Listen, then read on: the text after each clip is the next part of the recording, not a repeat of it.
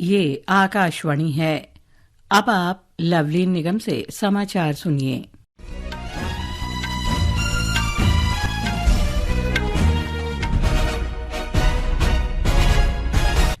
विदेश मंत्री doctor S Jaishankar Bharat खाड़ी सहयोग परिषद के विदेश मंत्रियों की पहली बैठक में भाग लेने के लिए आज सऊदी अरब की राजधानी रियाद पहुंच गए हैं। 2 दिन की इस यात्रा के दौरान डॉक्टर जयशंकर परिषद के सदस्य देशों के विदेश मंत्रियों के साथ द्विपक्षीय बैठकें भी कर सकते हैं। खाड़ी सहयोग परिषद क्षेत्र भारत के प्रमुख व्यापारिक भागीदार के रूप में उभरा है, जहां लगभग 90 लाख भारतीय रहते हैं। यात्रा के दूसरे चरण में डॉक्टर जयशंकर मंगलवार को 2 दिन की यात्रा पर जर्मनी की राजधानी बर्लिन जाएंगे। ये बर्लिन की उनकी तीसरी यात्रा होगी। डॉक्टर जयशंकर जर्मनी के विदेश मंत्री से भी मुलाकात करेंगे। विदेश मंत्री इस महीने की 12 तारीख से स्विट्जरलैंड में जेनेवा जाएंगे। जेनेवा में संयुक्त राष्ट्र संघ की कई शाखाएं और अन्य अंतर्राष्ट्रीय संगठन हैं। यात्रा के दौरान विदेश मंत्री उन संगठनों के प्रमुखों और प्रतिनिधियों से मुलाकात करेंगे जिनके साथ भारत सक्रिय रूप से जुड़ा हुआ है।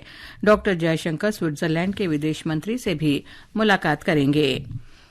भारत ने अफ्रीका के 4 देशों जिम्बाब्वे, जाम्बिया, मलावी और चाड के लोगों की अनाज की आवश्यकताओं को पूरा करने के लिए सहायता भेजी है। विदेश मंत्रालय ने बताया है कि मलावी के लिए 1000 मीट्रिक टन चावल की खेप कल रवाना हुई। जिम्बाब्वे के लिए 1000 मीट्रिक टन चावल की खेप कल नवाशेवा बंदरगाह से रवाना की गई। जाम्बिया को 1300 मीट्रिक टन मक्का भेजा गया है। भारत ने चाड में हुए भीषण अग्निकांड के बाद लगभग 2300 किलोग्राम जीवन रक्षक दवाएं और चिकित्सा सामग्री कल दिल्ली से रवाना की। तृणमूल कांग्रेस सांसद जवाहर सरकार ने राज्यसभा और राजनीति से त्यागपत्र देने का निर्णय लिया है। इस संबंध में उन्होंने पार्टी प्रमुख और पश्चिम बंगाल की मुख्यमंत्री ममता बनर्जी को पत्र लिखा है। श्री सरकार ने सेवा का अवसर देने के लिए मुख्यमंत्री को धन्यवाद देते हुए राज्य की वर्तमान स्थिति पर असंतोष व्यक्त किया। श्री सरकार ने तृणमूल कांग्रेस पार्टी में व्याप्त भ्रष्टाचार और पार्टी नेताओं की दबंगई पर निराशा व्यक्त की है।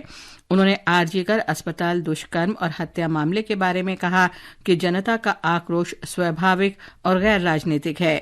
श्री सरकार ने कहा कि वो पीड़िता के लिए न्याय चाहते हैं।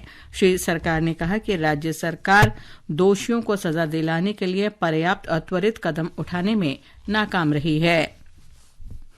केंद्रीय रक्षा मंत्री राजनाथ सिंह ने आज अनुच्छेद 370 को बहाल करने के कांग्रेस पार्टी के दावे के खिलाफ कड़ा रुख अपनाया और कहा कि जहां तक भाजपा सत्ता में है, अनुच्छेद बहाल नहीं किया जाएगा। श्री सिंह ने वर्तमान स्थिति को बनाए रखने के लिए भाजपा की प्रतिबद्धता पर जोर दिया और पार्टी के नेतृत्व में जम्मू कश्मीर में हुई महत्वपूर्ण प्रगति पर ध्यान केंद्रित किया।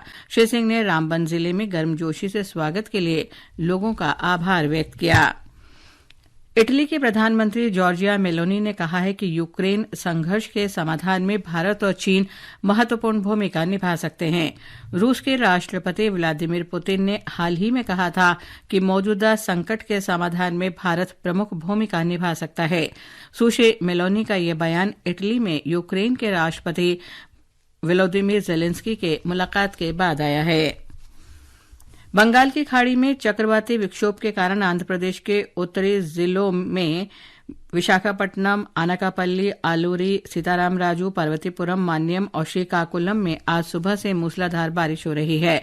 मौसम विभाग ने अगले 24 घंटों में मूसलाधार बारिश की संभावना के साथ चक्रवात की चेतावनी जारी की है। विभाग के अनुसार चक्रवात के उत्तर ओडिशा, पश्चिम बंगाल तटों की ओर बढ़ने और अगले 24 घंटों के दौरान एक गहरे दबाव में बदलने की संभावना है।